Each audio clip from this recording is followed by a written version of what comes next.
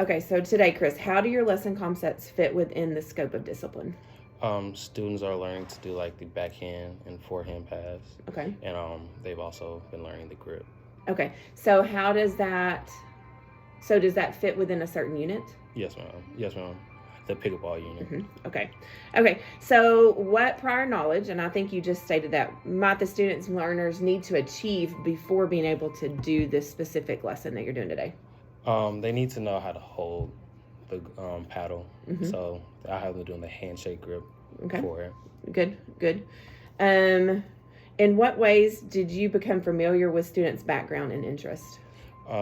Asking them questions, talking to them when they walk into the classroom, meeting them at the door. Okay. And then your Boys and Girls Club, you have some of those students in there, so you've already built a rapport with that. Good. Okay. Okay. So how do you use knowledge of diversity in your classroom and planning instruction for your students to be successful to reach those learning goals? A lot of our kids like soccer, and so I try to incorporate like a lot of maybe soccer terms, and I refer it back to soccer a lot. Okay. Okay, so what would you do if you had, say you had a student come in that, we never know, we might get a new student and they didn't speak English. Yes, ma'am. What would you do in that instance right there? They give the students iPads, and also when I need, I give them a partner so I can help them communicate. Yeah, and I think that builds the friendship because they're already scared when they come in, and that just builds a friendship right there. The iPads are definitely helpful. So how does your lesson objectives connect to prior lessons and future learning objectives? So your objective is students will work properly with a partner in serving a pickleball, and students will be able to demonstrate a serve 8 out of 10 times. Yes, ma'am. Okay. So they've learned to do tennis before I got here, and so the court, I know it's smaller, but they have kind of an idea of how it is, and it's a similar grip in the forehand and backhand. Right. So okay. What do you you want students to know and be able to do as a result of this lesson? The drop serve, and the backhand and forward, and be able to play the game correctly. Okay, so why did you choose this specific instructional materials for this lesson? So what material? What are you putting? Okay, so for this lesson, when we go out, what's out there? What are we be using? We have nets, the paddles, and the balls, and the lines that we put on the court. Okay, so why? Because I know your lesson before that, you didn't have nets up. So why do you have nets up now?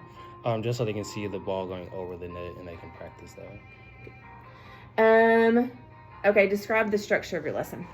So starting, we have a warm-up, the warm-up being even odd tag. This is a new one.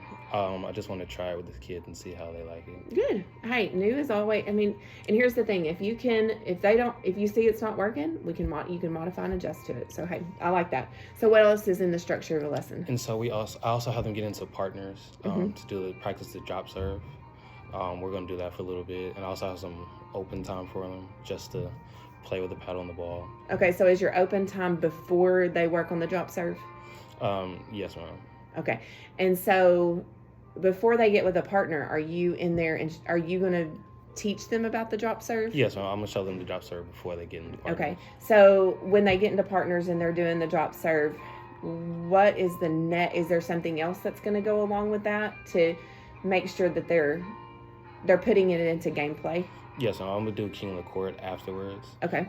So they can practice their drop serve at the actual distance that'll be on the court. Okay.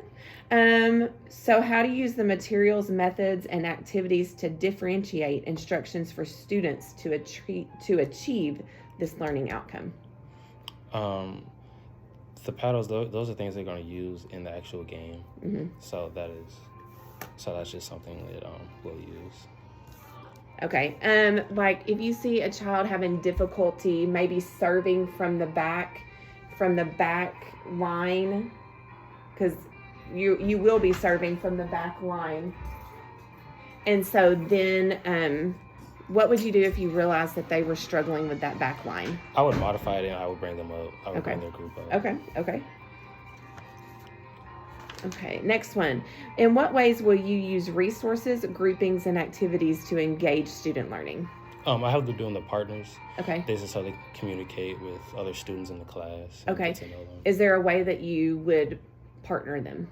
I try to mix it up at times, Uh-huh. so they don't always get the same partner and they can meet new kids in the class. Right. Good. In what ways will you know if students have learned the lesson objective? I have an exit slip for them. Okay. And then while class is going, I will also have some questions. Okay. And get an idea where they're at. Okay. And what about the demonstrate the serves 8 out of 10 times? Will that be a way you can see? Yes, ma'am. Be successful in that? Okay. How will you use this assessment data, so that would be your exit slip, to plan for your future instruction? Later we're doing badminton, so I'll see where they struggle at here in pickleball and the things that are similar. Okay, could you modify the next lesson and maybe go an extra day out in the pickleball and maybe review? Yes. If they're struggling understanding that part right there? Okay. How do you plan to monitor student progress toward the learning objective? That's the question, asking them while the class is going on. Okay, so what happens if you have a lot of kids struggling with a certain aspect of it? What would you do? I'd modify it, like bringing them closer. That might be one. Maybe giving them a bigger ball to hit. Okay, so like if you're noticing maybe one student struggling with a certain thing, would you stop the whole class, or would you go over and just talk with them and help them? If it's one student, I would talk to them. If I see the whole class, I'd stop the class. Good, and just go over that. Good. Is there anything else I need to know about this lesson? No, ma'am. Okay. What are some instructional strategies? Okay, I think that's it. Yes, ma'am. And you